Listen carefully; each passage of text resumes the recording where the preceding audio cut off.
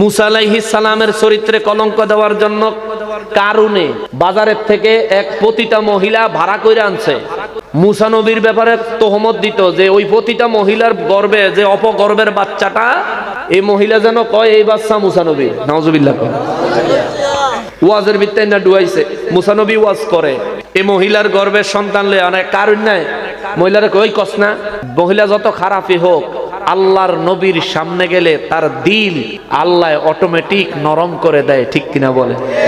বেড়ি দো ওয়াজ শুনতেছে, দাঁড়ায় না, কারণ না কয় রাহেন না একটু ধৈর্য, কত সুন্দর কথাটি কইতেছে টুন, ওই তোরে ওয়াজ শুনতে কইছি নইয়া খারো বেচারি দাঁড়াইছে। তখনকার সময় পর্দার বিধান ছিল না, পুরুষ নারী একসাথে চলাফেরা করতে পারে। আমাদের সময় পর্দার বিধান দিয়েই তো রক্ষা নাই, ঠিক না? আচ্ছা, আর মহিলা দাঁড়াইছে মাঝখান থেকে। মুসা আলাইহিস সালাম বলে, মা আপনি কি কিছু বলবেন? বলে হুজুর একটা কথা বলতাম। মুসা নবী বলে, মা বলে। ওই যে মা কইছে, মহিলা তো দিলে এমন ভাবে হিট করছে, কয় না হুজুর কিছু না, কয়ে বইয়া পড়ছে। সুবহানাল্লাহ। আবার ওয়াজ করতেছে, কিছুক্ষণ পরে কারণে কয় খাও তোর টেহা দিছি না, খাও টেহা নিছত না, শেষ মুবারুইয়া খাও। বেচারি আবার দাঁড়াইছে, হুজুর আমি একটু কথা বলতাম। জি মা বলেন। কয় না হুজুর কিছু। সুবহানাল্লাহ কর না। আবারও বইয়া পড়ছে। এখন কারণ না, শুধু তোর যেন টেহরি দিছি শেষ করলাম। বেড়ি খিসানি দেখে আবার খার। হুজুর আমি একটা কথা কইতাম। কয় কি? এই যে কারণ নাই আমার খবর দিয়ে লই আইছে, আমি আপনার নামে মিশা কথা কইতাম। কারণ তুই কি কস? যেটা হিগাই দিস সেটাই তো কইছি। কই না তুই আমার উপরে দোষ দিস। কয় না তুই আমার উপরে দোষ দিস। কয় তাইলে আবার কই? কয় কয় এই যে এলাকার এই যে মানুষ, এই যে এলাকার মানুষ মুরব্বীরা আছেননি, এই কারণ নাই আমার হিগাই আনছে, আমি কইতাম আমার ভেড়ার বাচ্চাটা মুসা না। সগন্ধে মিল্লা কই ওই কারণ দর রে দর দর। কারণ তুই দিয়ে আমার কথা কলি। কয় না না তুই তো যেটা হিগে দিস আমি হিটেই কইছি। মুসা আলাইহিস সালাম কয় কারণ না রে সালাকি করে লাভ নাই রে, কারণ না। এই মহিলা কইতে চাইছে তোর কথা, কিন্তু তার জবান দিয়ে আল্লাহ সত্যি কথা বাইর করে দিছে। সুবহানাল্লাহ। তারপরে কারণের সাইজ দিয়েছে, এটার অনেক লম্বা ঘটনা আছে।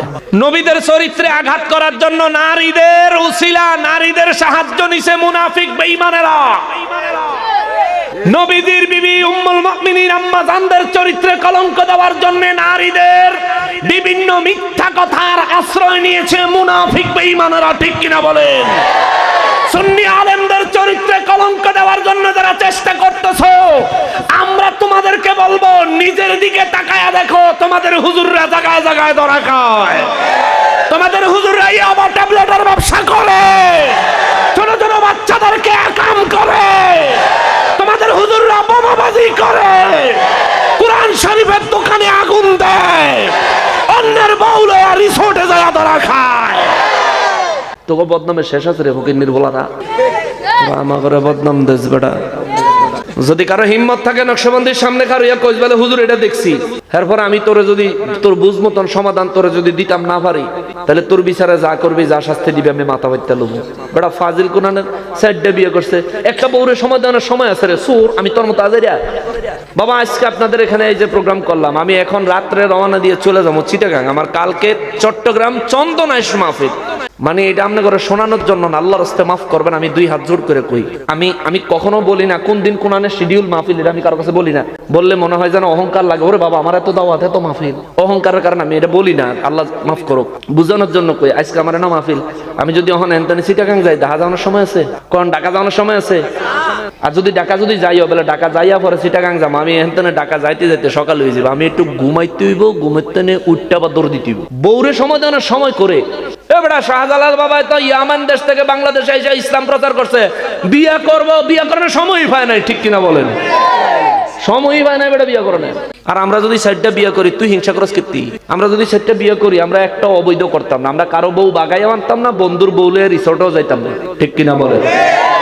আবার বউরে ফোন করে কয় তুমি আবার কিছু মনে করো না, আমি তোমাকে বুঝাইয়া বলবো, বুঝছেন? কিছু মনে করো না।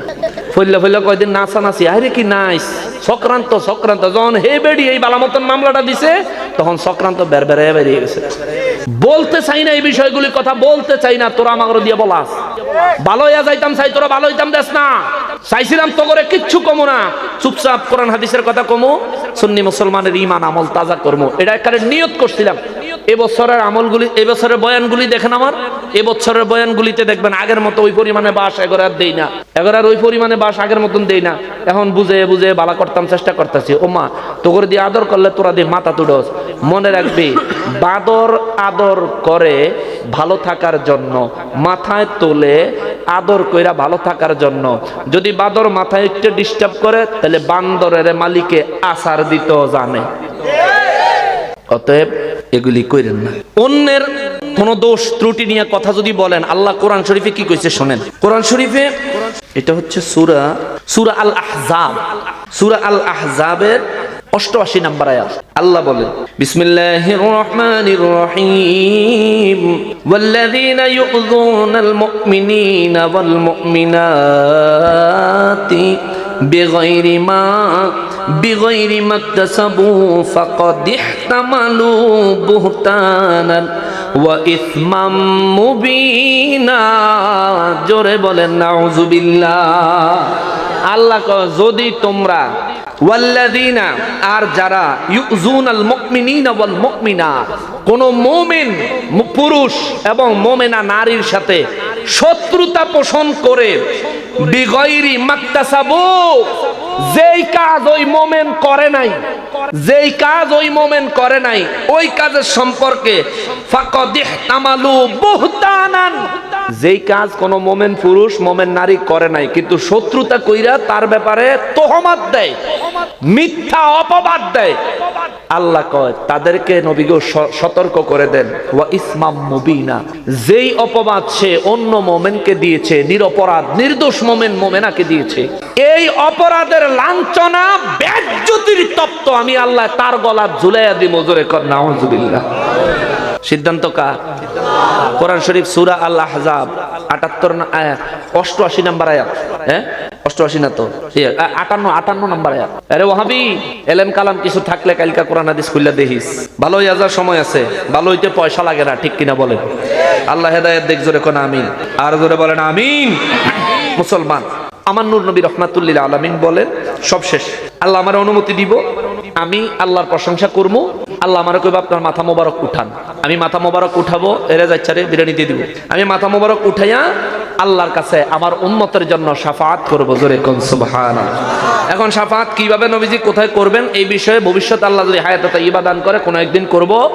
ওয়া মা তাওফীকি ইল্লা বিল্লাহ। আজকে আর সামনে গেলাম না, আসুন আমরা নবীজির দাঁড়ায়া সালাম দেই। ইয়া নবী সালাম।